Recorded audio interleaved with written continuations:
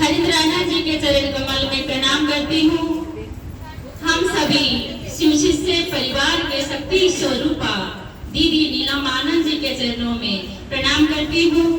आज अंडमान पावन पवित्र धरती सोनी गुरुबना के पावन द्वार पर मेरे गुरु महेश्वर शिव के गुरु स्वरूप की चर्चा स्थल पर उपस्थित आप सभी गुरु भाई बहनों के चरण कमल में मेरा प्रणाम है, मेरा प्रणाम स्वीकार कीजिए।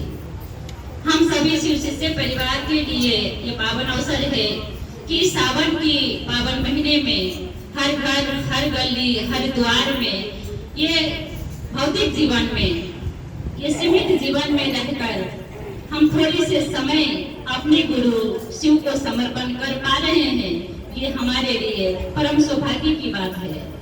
हजारों वर्षों से ये सावन की महीना पावन माना जाता है। जैसे हम सभी ने साधुओं के द्वारा, धर्म शास्त्र के द्वारा ये सुना है कि इस सावन के महीना ही जगत गुरु शिव जहरीला विष ग्रहण करे थे और वो बेहोशी हो गए थे। तो सभी 33 कोटि देवताओं ने भांग, धतूरा, दूध, जल, फल सभी उनके ऊपर सेवा किया था, यानी उपचार किया था। आज जगत में इस सावन के महीना में इतने भक्त लोग हैं, इतने दुनिया के मानव है जो जल लेके जाते हैं और बेलपत्र लेके महादेव को चढ़ाने जाते हैं। ये स्वाभाविक है, मानव जीवन में रहकर करना ही चाहिए। लेकिन इस कलियुग में ये जो हम आप कर रहे हैं शिव गुरु चर्चा, ये सरल और साधारण भक्ति है। यहाँ ऐसा कोई अनिवार्य नहीं है आप जल चढ़ाएंगे या बेलपत्र चढ़ाएंगे तभी उनकी दया मिलेगा, ऐसा नहीं है। हम सभी को इतने सरल कर दिए हैं एक महामानव हरिंद्र भैया और नीलम दीदी ने कि हम इसी तरह एक एक दिन दुखियों को अगर शिव के शिष्य बना देते हैं, अगर शिव गुरु से जोड़ देते हैं, आपकी एक शब्द से कोई मुस्कुराता है, इससे बड़ी बेलपत्र, इससे बड़ी शुद्ध जल कहीं नहीं मिलता है। तो हमको आपको ये आदेश मिला है, एक एक व्यक्ति को फूल समझकर शिव के चरणों में समर्पित कीजिए। शिव के चरणों में शरीर समर्पित नहीं होता, विधि समर्पित नहीं होता। वो देवों के देव है, उसके पास, उनके पास जगत है। ये 5 तत्व के निर्माण शिव की इच्छा से हुआ है। तो हम आप ये समझते हैं कि उन्हें कोई आवश्यकता नहीं है, हमारी आपकी कुछ चीजें चाहिए होगा। उन्हें अगर चाहिए होगा तो हमारी आपकी विचार, हमारी आपकी सोच और हमारी आपकी प्यार। देखिए, पूजा परमात्मा से प्रेम करने की विधि है, ये हम आप सुनते हैं, लेकिन एक पल के लिए भी हम सोचते नहीं हैं क्या मेरा उन परमात्मा से प्रेम हुआ है क्या? जिस दिन मैं परमात्मा को नहीं सोचती हूँ तो क्या मेरा मन बेचैन है? इसके बारे में हम चिंता नहीं करते हैं। इसी कारण से मनुष्य भक्ति में समय लगाता है, जीवन लगाता है, लेकिन समझ नहीं पाता है। ये हमारे साहबी के आदेश है, मेरी आदेश नहीं है। तो उन्होंने कहा है, अगर शिव गुरु से सच्चे मन से दया मांगते हैं और शिव गुरु के शरण में इस भाव को समर्पण करते हैं तो हमारी आपकी जल, फल, फूल, प्रसाद सब चढ़ावा हो जाती है। आत्मा से शुद्ध कोई प्रसाद नहीं है, विचार से पवित्र कोई नियम नहीं है। हम आप क्या सोचते हैं, हमारी आपकी क्या चाहत है, इस पर परिणाम मिलता है। विधि में नहीं, व्रत में नहीं, विचार में मिलती है। तो हमारी आपकी विचार सच्ची मन से शिव में जुड़ा रहे, इसके लिए ये सरल विधा है जो शिव गुरु चर्चा। ये चर्चा 3 सूत्रों में निर्धारित है, सीमित है, लेकिन जगह जगह में साहब कहते हैं, नीलम दीदी कहते हैं, मैंने तो ऐसा कभी किसी को नहीं बताया था कि शिव गुरु के तस्वीर लगाकर प्रसाद रखकर 2 डांस करे, नाचे, गाए या दक्षिणा जमा करे, ऐसा मैंने कभी नहीं कहा है और मैं ऐसे करने वालों से खुश भी नहीं हूँ। उन्होंने कहा है, धर्म, विज्ञान सब कुछ ये जगत में है, लेकिन जितना ज्ञान बांटते हैं उतना ही बढ़ता है, जितना ज्ञान दबाते हैं उतना ही घटता है। तो एक माध्यम है ये ज्ञान बांटने की, समझ बांटने की और जन जन के हृदय में जीने की उम्मीद जगाने की। तो साहब ने शिष्यानुभूति में लिखे हैं, आप सभी के पास होगा, पढ़ लीजिएगा, ये बहुत ही महत्वपूर्ण है। उन्होंने लिखे हैं कि भारतीय आध्यात्म के सिंहावलोकन से स्पष्ट होता है। महेश्वर शिव चिरकाल से आदि गुरु एवं गुरु पद पर अवस्थित है। ग्रंथों में शिव के शिष्यों परिशिष्यों के नामोल्लेख मिलता है। पुरातन काल से शिव को रुद्रा, पशुपति, ईश्वर, महामृत्युंजय, देवादि देव, महाकाल, महेश्वर, जगत गुरु आदि उपाधियों से विभूषित किया गया है। उसके विभिन्न स्वरूपों की पूजा अर्चना का अविरल प्रभाव सर्वाधिक लोकप्रिय होता आया है। चंदा मामा सबके मामा, शिव घर घर के बाबा हो गए हैं। शिव के सानिध्य में रहने पर पशु पंछी जनजाति अधिक प्रेम से है। जैसे बाघ, बैल, मोर, चूहा, ये सारी एक दूसरे से दुश्मनी है, एक दूसरे को खाते हैं। लेकिन शिव के सानिध्य में ये तो सभी जानवर जो भी है, सांप सर्प के दुश्मन है, शेर गाय के दुश्मन है, बैल का दुश्मन है।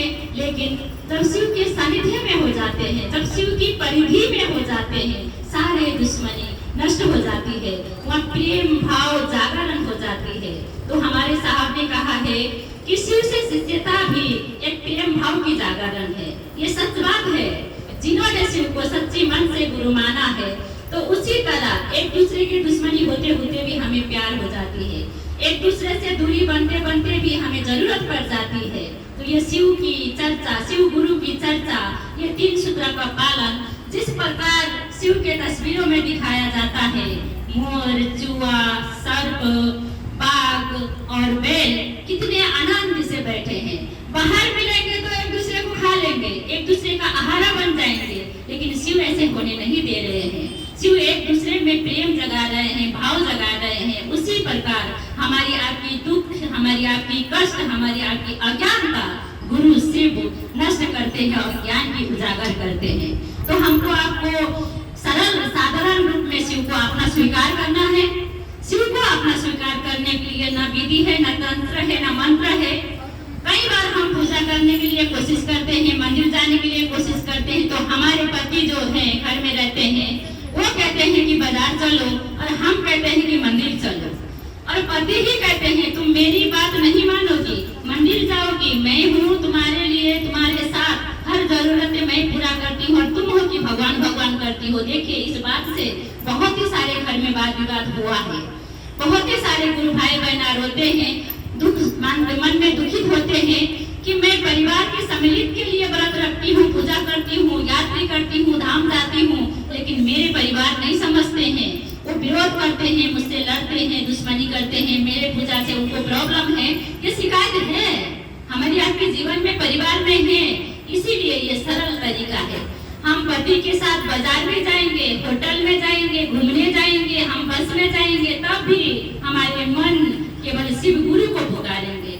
पति नहीं समझ पाएंगे। मन किसी का हाथ में नहीं होता है, मन किसी का अधिकार में नहीं होता है। मन मेरा है, मेरा ही रहेगा। तो हम शिव के शिष्य बनने से ये फायदेमंद बात है। जब मान के देखिएगा, शिव गुरु से दया मांगेगा, ये अनुभूति आपके हृदय में प्रवेश होगा। गुरु प्रवेश कराएंगे, आपकी भक्ति भी पूरा होगा और आपके परिवार भी विरोध नहीं करेगा। इससे बड़ी सुंदर क्या होगा हमारे आपके जीवन में? इससे सुंदर भक्ति क्या है हमारे आपके जीवन में, जो किसी को पता भी नहीं चले और मेरे मन में बार बार महादेव याद भी आ जाए? तो ये भक्ति तो हमारे लिए अनिवार्य है, असल है। और शिव को ही कहते हैं सत्यम सत्यम शिवम सुंदरम। तो शिव सत्य है, सुंदर है। तो ऐसे सत्य सुंदर शिव को हम मन में सजाते हैं। न पति को पता, न समाज को पता, न परिवार को पता, लेकिन मन में है, ये अनुभव होती है। इसके लिए मात्र 3 सूत्र है।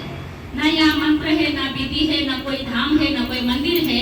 केवल हम अपने गुरु शिव को ध्यान के साथ, याद के साथ अपना मानकर, हे शिव आप मेरे गुरु हैं, मैं आपका शिष्य हूँ, मुझ शिष्य पर दया कर दीजिए महादेव। ये शब्द बोलते बोलते ही हमारे हृदय में किस दिन प्रवेश होगा, नहीं लगा सकते हैं। देखते देखते ही हम पूजा प्रक्रियाओं से, व्रत से दूर होते चले जाएंगे, कोई हमें रोकेगा नहीं, लेकिन मन ऐसा लगेगा वो महादेव मेरा है, मैं उसका हूँ और वही हमारा रिश्ता नहीं तोड़ सकता है, वो ये रिश्ता मेरा अमर है, आजीवन है। जब आत्मा बोलने लगेगा ना तो मजबूती होगा, हमारी आपकी मन मजबूती होगा, कोई नहीं हरा सकेगा हमको आपको। इसके लिए हमें पहले दया मांगना है। हे शिव, आप मेरे गुरु हैं, मैं आपका शिष्य हूँ, मुझ पर दया कीजिए, मुझ पर, परिवार पे नहीं, हस्बैंड पे नहीं, जन जन उनके बनाया हुआ है, जन जन के लिखा उनके हाथ में है। हम क्यों मांगेंगे किसी के लिए? मेरे लिए, मैं जो उद्देश्य लेके जन्म हुई हूँ, जिस उद्देश्य में, जिस कष्ट में मैं जी रही हूँ, मेरे लिए आप मेरे हैं, मैं आपका हूँ, ये विचार में हम दया मांगते हैं। और दूसरा सूत्र में जब हमने पाया है कि सुंदर गुरु है, शिव रास्ता दिखाते हैं, शिव जीना सिखाते हैं, तो उन शिव को जन जन में बांधना भी मेरा कर्तव्य है। लोग माने या ना माने, बोलते रहूंगी, बोलते चलूंगी, ये अपनी खुद की संकल्प होती है, तो दूसरों को भी बताना है।